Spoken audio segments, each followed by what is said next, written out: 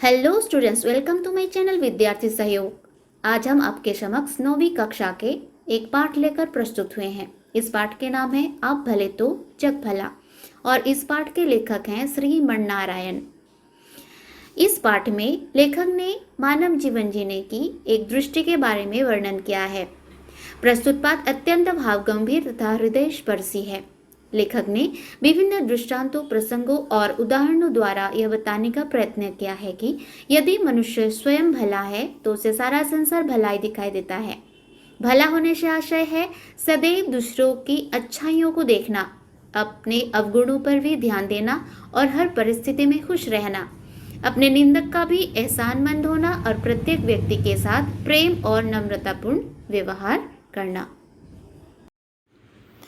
एक विशाल कांच के महल में न जाने किधर से एक भटका हुआ कुत्ता घुस गया।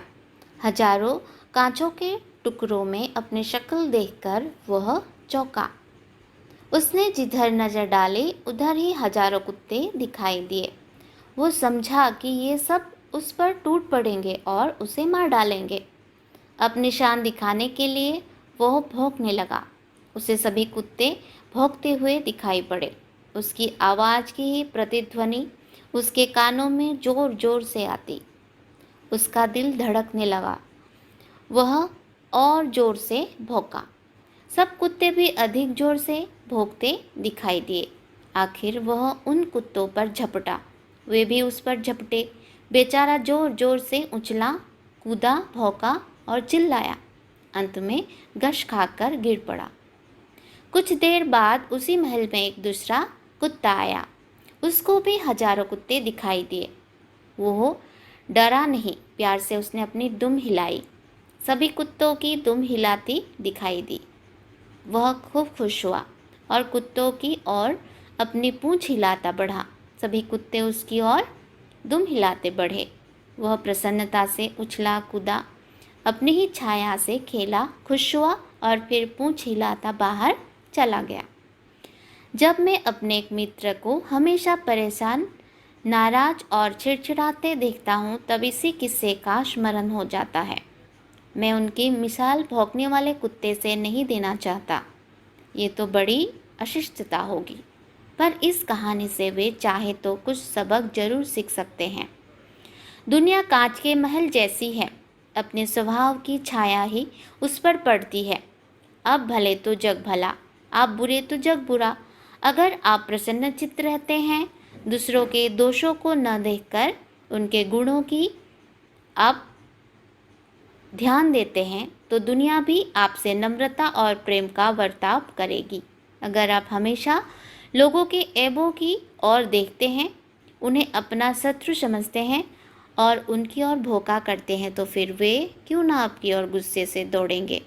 अंग्रेजी में एक कहावत है कि अगर आप हंसेंगे तो दुनिया भी आपका साथ देगी, पर अगर आपको गुस्सा होना और रोना ही है तो दुनिया से दूर किसी जंगल में चले जाना ही हितकर होगा।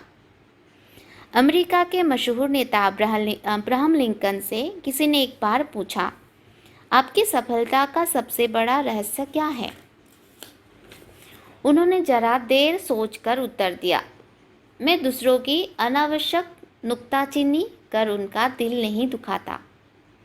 मेरे मित्र की यही खास गलती है, वे दूसरों का दृष्टिकोण समझने की कोशिश नहीं करते। दूसरों के विचारों की, कामों की, भावनाओं की आलोचना करना ही अपना परम धर्म समझते हैं।